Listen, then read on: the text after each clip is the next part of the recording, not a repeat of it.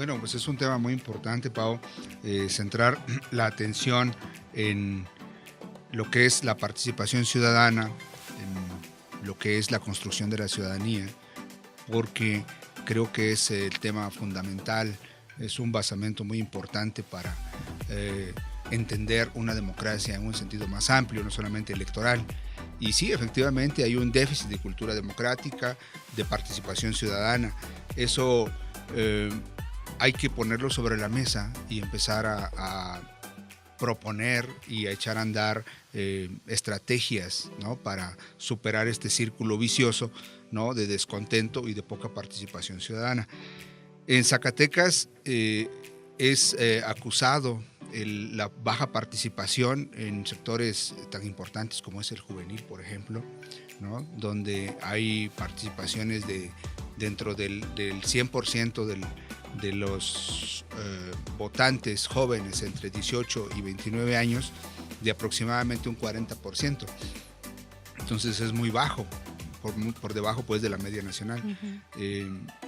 Tenemos por un lado a los primovotantes, los que obtienen recién su credencial de elector, los que cumplen pues 18, 19 años, como experiencia primera salen a votar y después baja la participación ciudadana de ellos. Entonces, de este sector entre 18 y 19 años hay 43% de participación, perdón, pero después, entre los 20 y los 29 años, desciende la participación, un 10% a 33%. Eso creo que nos habla de una poca incentivación de parte de las políticas estatales y se hace uno cargo, tiene uno que hacerse cargo, ¿no?, de lo que hace el Instituto Nacional Electoral y por su parte los organismos públicos locales, de qué estamos haciendo, ¿no?, para incentivar. Pero no solamente somos los organismos electorales o los jurisdiccionales los que debemos atender esta importante tarea, este reto tan importante. Creo que es en conjunto, la sociedad en conjunto tiene que hacerse cargo de detonar un cambio y una motivación, y no solamente en el sector juvenil, sino en el resto de la población, ¿no? Tenemos un índice de participación electoral de 62%.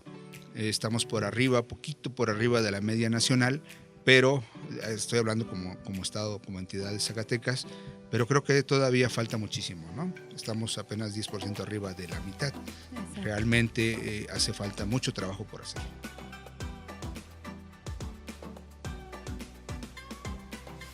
Sí, por supuesto, pero no solamente. Hay me recuerdo un proverbio africano que leí hace poco que decía que para educar a un niño hacía falta toda la tribu. Y creo que es importante la lección, porque si hablamos de ciudadanos, estamos hablando de personas aisladas, ¿no?, de figuras aisladas. Creo que si hablamos de conciudadanos o conciudadanía, estamos hablando de una construcción colectiva, del conocimiento, de la apropiación, de las actitudes también. Entonces, no podemos pensar que solo la escuela tiene la responsabilidad o todo el conocimiento para depositarlo en los cabezas, ¿no?, en los cerebros, en los inconscientes de un niño. No, tienes que ser partícipe las iglesias, los partidos políticos, los sindicatos, el IES, el INE, ¿no?, el Estado mexicano en su conjunto, la familia.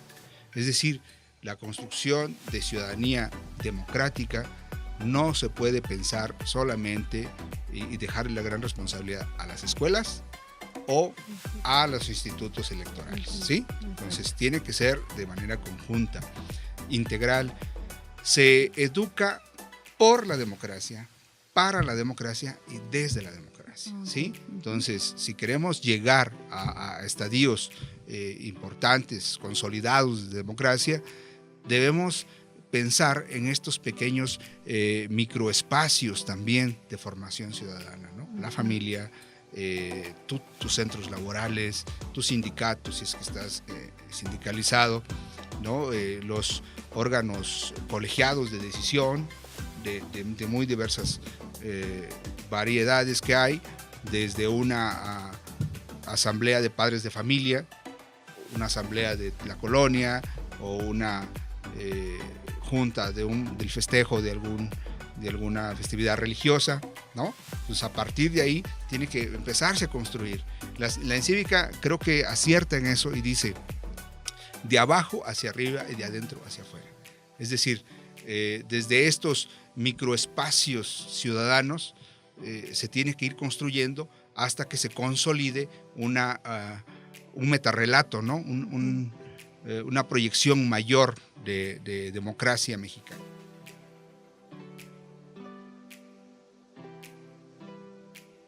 Bueno, esto que señalaste una palabra importante, que es la inconformidad. La encívica, como bien lo sabes, parte de un diagnóstico que se hizo a través de una herramienta importante estadística, que es el Informe País sobre la calidad de la ciudadanía en nuestro país, en México. Y la encívica es una respuesta a ese diagnóstico. Si por un lado tenemos un déficit de cultura cívica, de participación ciudadana, ¿qué proponemos, no? Y uno de los aspectos que salieron a la luz es una cierta indiferencia, por un lado, mucha desconfianza en redes interpersonales. Estamos hablando de 77% de desconfianza hacia tus vecinos, es terrible. Uh-huh. Y inconformidad. Inconformidad que se traduce en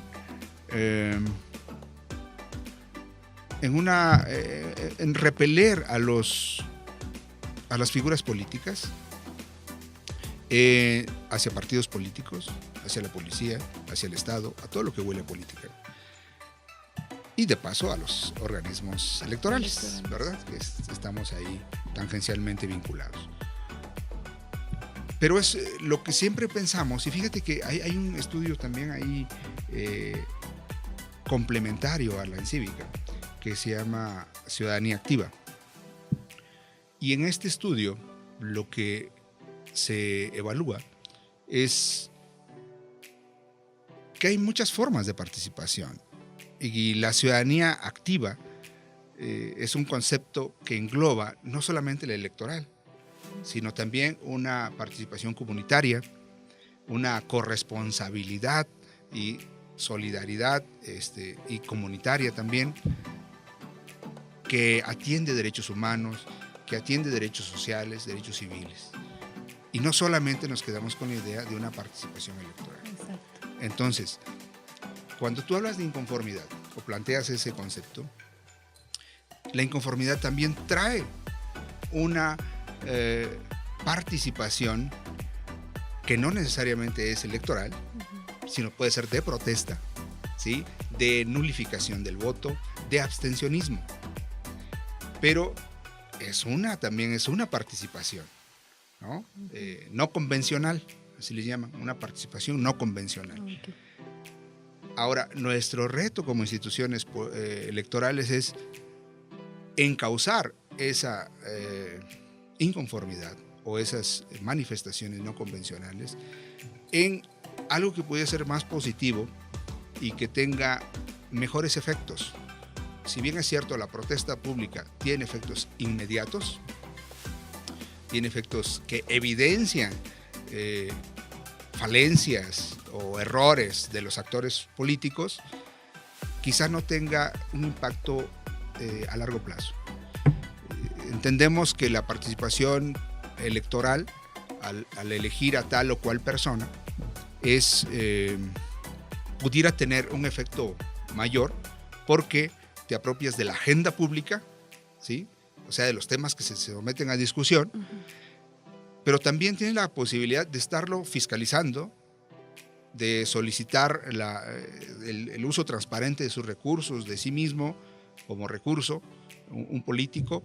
Entonces creo que el reto que tenemos en las instituciones electorales es detonar, incentivar mayormente la participación electoral, la participación ciudadana más bien, en un sentido más amplio, uh-huh, y encauzar una inconformidad una protesta hacia este tipo de participación ciudadana, ¿no?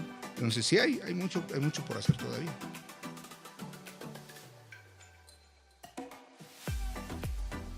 Mira, es un lugar común decir que la juventud no participa y las cifras que te mencionaba al principio lo demuestran, ¿no? Sin embargo, hay matices en esta aseveración. No participan en esto, pero sí participan en otros aspectos, ¿sí? O sí participan de otra manera. Creo que la construcción de redes, y la palabra nos lleva inmediatamente a redes sociales, ¿no? Es un fenómeno propio de esta década, creo yo, quizás menos, y de este planteamiento moderno, ¿no? de la cultura, asociado a la tecnología. Entonces, sí hay mucha participación ahí. Si bien es cierto, es una participación limitada, ¿sí? Una participación cortoplacista, pero ahí está, ¿no? En las redes sociales, ¿no? Los jóvenes se vuelcan sobre participar en redes sociales, pero no es trascendente, o sea, no va más allá. Sin embargo, hay herramientas por ahí mismo, en redes, en internet, que creo que son el paradigma por donde nosotros podremos transitar. Estoy hablando de esta página Change.org, por ejemplo, donde se suman voluntades, luego no siempre positivas, ¿no? Pero para motivar cambios, para posicionar un tema en la agenda pública, ¿no? Para destituir a alguien, o por ejemplo los escándalos, ¿no? Hasta los escándalos políticos, ¿no? Tenemos los papers, estafas y muchas cosas, ¿no? O los Odebrooks. Y esos finalmente son, digo, si no tuvieran el eco de las redes sociales, de internet, de los medios de comunicación, pues no serían posibles. Y cada vez es mayor la importancia, ¿no?, que tienen este tipo de plataformas. ¿Cómo motivar a que la juventud participe? El Instituto Nacional Electoral, en conjunto con el Instituto Electoral del Estado de Zacatecas, justamente están promoviendo en esta etapa del proceso electoral mecanismos para hacerlo asequible a la juventud, al discurso joven, los temas político-electorales, ¿no? Efectivamente, son temas áridos para un joven, pero yo creo que más también porque el Estado mexicano, la red de políticas y de políticos, creo que han sido omisos en atender el sector, ¿no? En particular en Zacatecas, habría que agregarle un dato más, que es la migración. O sea, los que migran son los jóvenes. Los que buscan otros lugares, otras oportunidades. Entonces, no están aquí en Zacatecas. Tenemos una población de cierta edad, ¿no? Ahora, sí hay que encontrar el clic, ¿no? Un vínculo efectivo que haga que funcione el discurso político con la juventud. Algunas de estas estrategias que está poniendo en marcha el Instituto Nacional Electoral y el IES están ahorita en un plan conjunto que se está desarrollando en esta etapa del proceso electoral. Se llaman conversatorios, están en conversatorios, hay otro que se llama Selfie. Y la idea de los conversatorios es acudir a los núcleos juveniles, universidades, clubes, donde se pueda hablar en términos llanos sobre problemáticas específicas, ¿sí?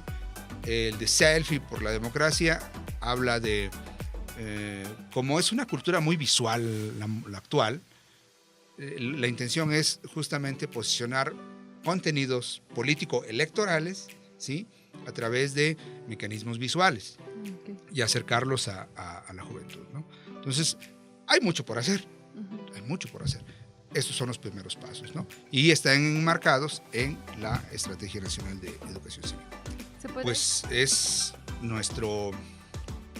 se puede decir que nuestro mercado, ¿no? Es el universo al que atendemos, es la población objetivo a la que nos dirigimos. Y si es la mayor cantidad de población que existe en nuestro país, la juvenil, la juventud, estamos hablando entre 18 y 29 años, pues sin duda alguna tiene que, los institutos tenemos que plantearnos mecanismos efectivos, eficaces para atender esa población. Ustedes recordarán un texto que es maravilloso de Fernando Savater, filósofo español, Política para Amador. Amador era su hijo, o es su hijo. Y en este libro, retomando el modelo del filósofo griego Aristóteles, que escribió Ética para Nicómaco, su hijo, en donde los filósofos, uno de hace como 3.000 años y otro reciente, hacía un esfuerzo por explicar a la juventud, a sus hijos, estos dos temas, ¿no? Uno la filosofía, la ética, y el otro la política. Y Savater en algún momento decía, en democracia, políticos somos todos, aunque no queramos, todos somos políticos. El que no participa también está haciendo política en su contra, desafortunadamente, ¿no? Porque, y ahí hay que recordar a otras frases de estos sabios griegos, ¿no? Que si no participas en política estás condenado a ser gobernado por los peores, ¿no? Exacto. Hombres. Muy Entonces, conocida. sí, muy conocida la frase, ¿no? Entonces, la juventud es un sector que debemos atender, pero no creo yo como este objetivo o como este target, como dicen los gringos, como de apuntarle y dispararle. Creo que también hay que detonar desde ahí, desde esos sectores. Tiene que salir embriones que se desarrollen por sí mismos y que sea la misma población generadora de nuevos paradigmas. La idea de que los millennials, así llamados, y creo que es más una cuestión mercadológica que ideológica, los millennials no participan, creo que no es del todo cierto, ¿no?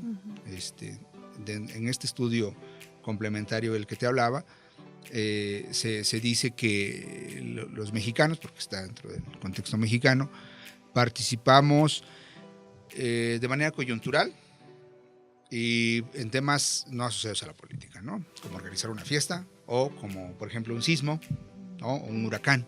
Entonces, gente que colabora, que tiene espíritu altruista, va y se acerca y ayuda, ¿no? Pero dura poco, dura muy poco ese entusiasmo. Entonces, pues eso yo creo que es un embrión, ahí está. Hay redes de comunicación ahorita, ¿no? Y creo que si pensamos en lo político, tenemos el ejemplo de países de Medio Oriente, árabes, digo, sin entrar en esa discusión, si fue efectivo o no, cuál fue las verdaderas causas. Creo que está posicionado el tema de que fueron las redes de comunicación las que permitieron, ¿no? Favorecieron una discusión más amplia, ¿no? Creo que igual estas redes pueden ser plataformas de discusión amplia. Entonces es inevitable, ineludible para nosotros como instituciones electorales que nos acerquemos de mejor manera a los jóvenes, ¿no?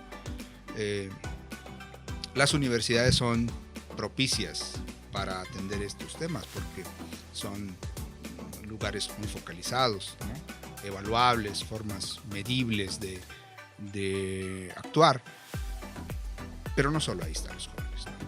Entonces creo que las instituciones se ven rebasadas incluso por la dinámica poblacional, ¿no? Y tenemos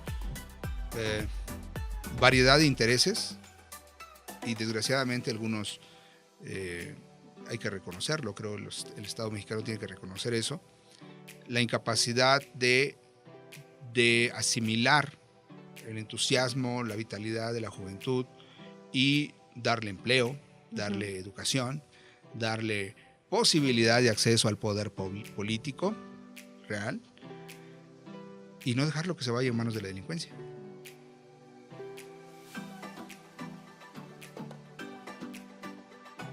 Bueno, creo que uno tiene que ser muy, muy realista. idealista, ¿no? Uno sí, se vuelca en tus deseos, en tus aspiraciones y fundas ahí tus planes operativos. Los dotas, sí, de entusiasmo, pero creo que también hay que dotarlos de certidumbre, es decir, cómo han venido votando, ¿no? Cómo han venido participando, y a partir de esa lectura histórica es como uno tiene que precisar tus expectativas, ¿no? Claro, sería increíble, ¿no? Sí, que la juventud se volcara a participar, pero pensemos en una lectura politológica, y aquí lo planteo, es ¿por qué vota un joven, no? ¿Por qué votan más los de 18 y 19 años y los de 20 ya no? ¿No? Por esa nueva expectativa, por esa nueva experiencia. Hay estudios que señalan cómo se engancha, ¿no? al entusiasmo juvenil. Y no solo juvenil, digo, en general de la población. Hay personalidades, hay discursos políticos que generan unas convicciones, ¿no? muy profundas y mayor entusiasmo en la participación. Creo que ahí los políticos son los que tienen mucho más que aportarle a la juventud. Las instituciones electorales hacemos lo propio, pero también tienen que hacerse cargo los partidos políticos en sus discursos. Estamos hablando de también de las iglesias, de las escuelas, como decía yo al principio, ¿no? Actualmente existe una cuota joven que la ley impone para que los partidos políticos le den acceso a un sector de la población importantísimo, como fue la conquista también del acceso a los cargos públicos por las mujeres, ¿no? Estamos hablando ahorita de una paridad, un 50. Creo que es una de las vías. Yo veo muchos jóvenes participando de manera muy entusiasta en los actos políticos que uno luego ve por las calles. Creo que ahí hay también entusiasmo, ¿no? De una participación de voto activo, pues, ¿no? Pero de voto pasivo, que es el voto que conocemos, de ir y depositar tu sufragio en la urna, creo que ahí nos hace falta mucho más por trabajar, sin duda. Pues yo hago la invitación que hago siempre a la población en general: hagámonos cargo de lo que somos y de lo que tenemos, y no lo dejemos en manos de manera irracional y cegada de personas que están de manera profesional trabajando en la política. Si nosotros no somos agentes profesionales de la política, sí somos el ingrediente esencial de la política. Somos la población. La población, la ciudadanía, es la que debe determinar la agenda pública. Debemos apropiarnos del espacio público, ¿sí? Debemos hacer nuestras, como se hizo en el 68, las calles se reclamaban para la juventud, ¿sí? O se ha reclamado las plazas públicas. Bueno, y creo que son de los derechos ganados.